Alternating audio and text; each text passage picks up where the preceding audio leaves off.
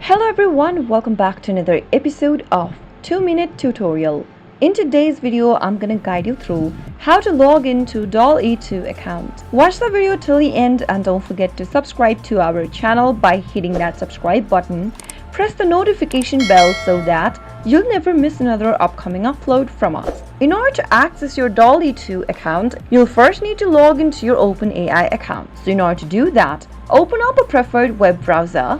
Into the URL box, type in openai.com/Dalle2 and press enter. Doing so will take you to this page. Now simply click on the login button appearing at the top right hand corner and then log into your account by entering your email address associated with your OpenAI account. If you've not created an account yet, you can click the sign up button and follow through the prompts in order to create a new account. If you already have an account, enter your email address associated with OpenAI in the text box and click continue. On the next page, type in your password. If you don't remember your password, click on forgot password link and follow through the password reset process. After filling in both of your details, click continue and you'll be able to see this interface.